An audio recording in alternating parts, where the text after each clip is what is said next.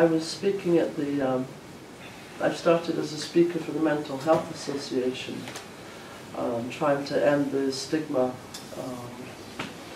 that is felt when you encounter someone with a mental health issue.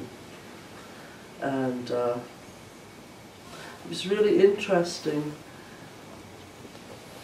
the real liberation in Buddhism is to realize there is no self.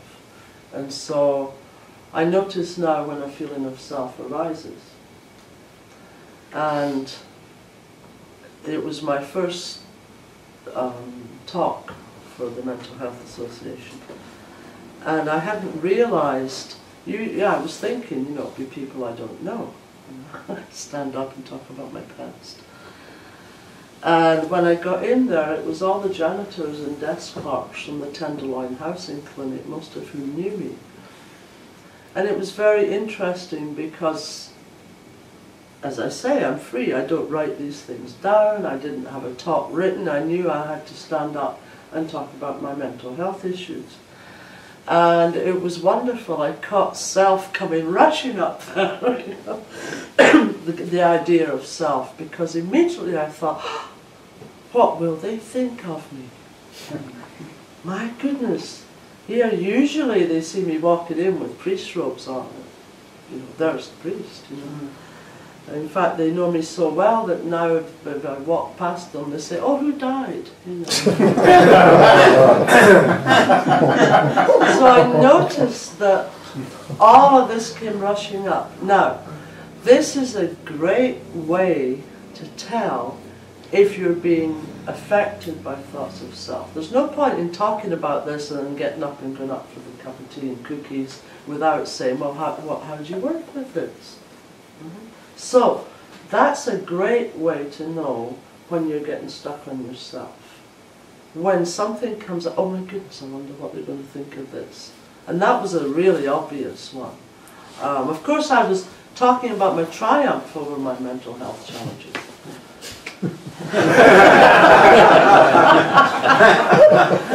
That was a horrible silence.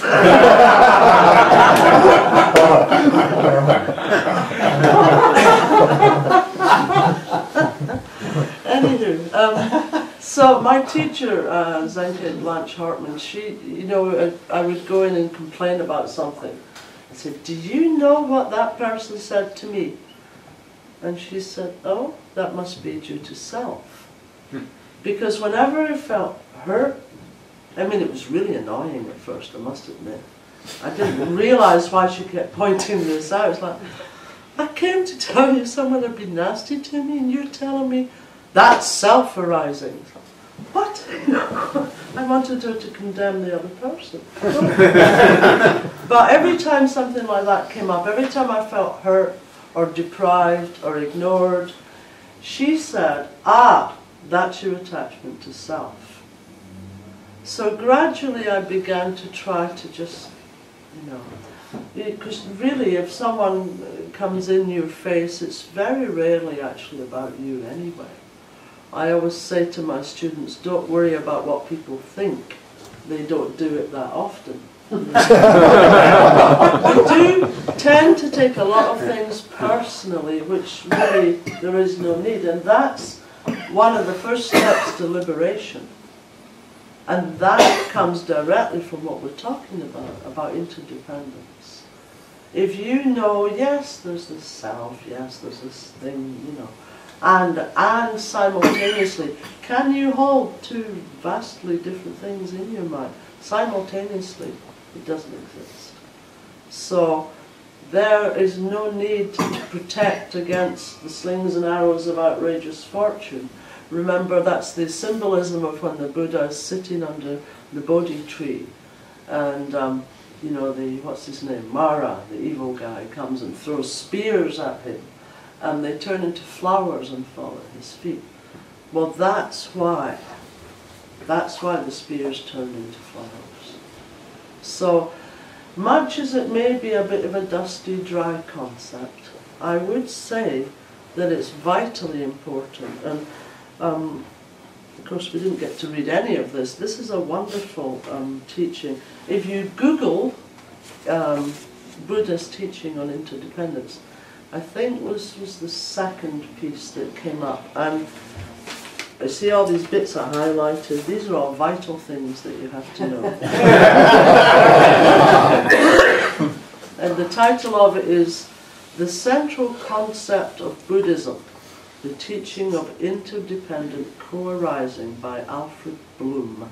And I can leave it somewhere obvious so that we can enjoy it, or anyone who's interested. Again, Flowers Fall, I would recommend that. And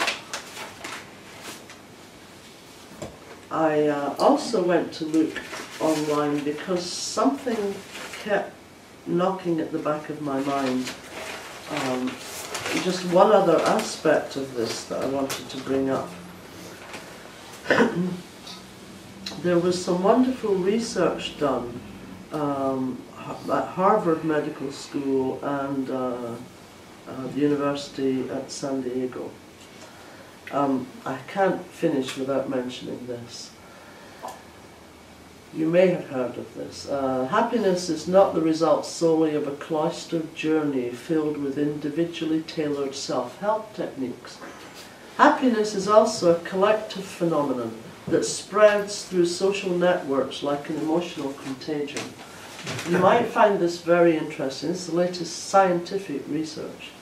In a study that looked at the happiness of nearly 5,000 individuals over a period of 20 years, it was found that when an individual becomes happy, the network effect can be measured up to 3 degrees. One person's happiness triggers a chain reaction that benefits not only their friends, but their friends' friends, and their friends' friends' friends.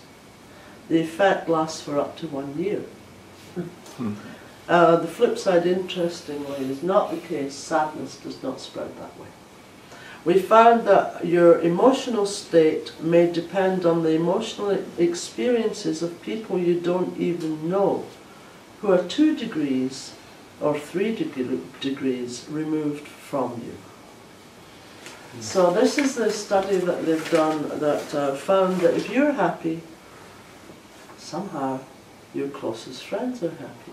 And somehow their friends are happy. It goes out 3 degrees, is what they say. And as most of us are only separated by 6 degrees, so to speak, 3 degrees is pretty good. Anyway, I found this a fascinating study. Again, you can find it online. This came from Science Daily.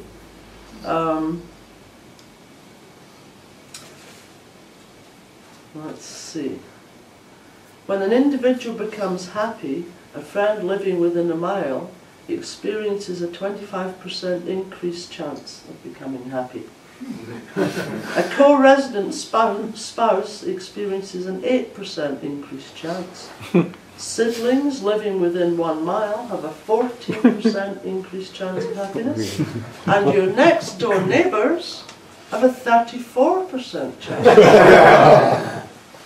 The real surprise came with indirect relationships. Again, while an individual becoming happy increases his friend's chances, a friend of that friend experiences a nearly 10% chance of increased happiness. And a friend of that friend has a 5.6% increased chance. Anyway, I won't go on and on about this, but I find this absolutely fascinating.